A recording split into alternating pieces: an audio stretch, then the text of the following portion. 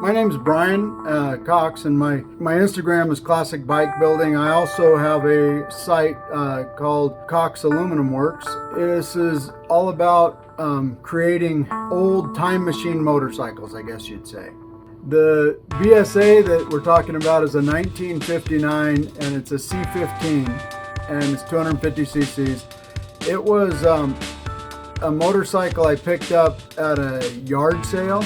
I picked this bike up with the intention of building it so my wife could ride it. There was a show that I wanted to attend for hand-built motorcycles.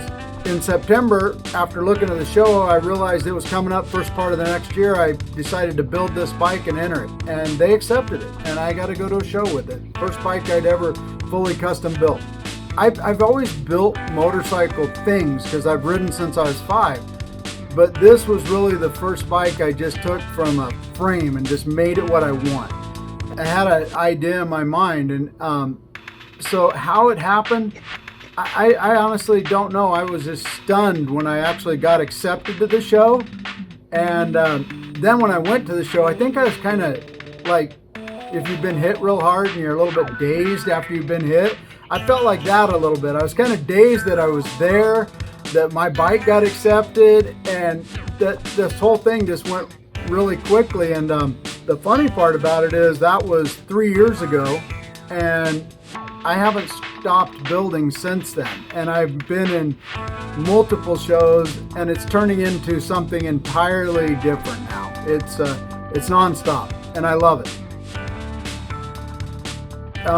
The motorcycle is in a sad state of affairs, so the engine I completely had to build it from just the bare cases up. It would move, but that was about it. So everything in the engine, and then the frame and all of that was rusty, and there was no seat. A seat was welded to the frame, so I had a lot of brackets and things to cut off. And then I created the rest of it. The really special parts are probably the bodywork. I hand formed the tank, and it's all an aluminum hand formed gas welded tank. The rear tail section is glass. It's made out of epoxy resin over a mold, and I just handmade all that stuff. So I had to make my own patterns and molds, and that's pretty fun. It was interesting. It's the first time I'd done it on a motorcycle, anyway.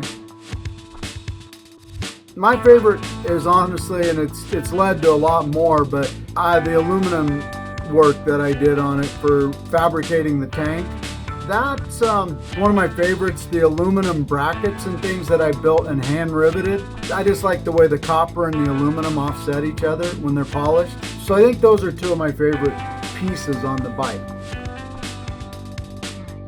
My intention is to change some of the engine issue. The engine runs well, but a B44 engine will sit in this thing, which will pump it up to 440 cc's. And I think that's the one thing I'm going to change next.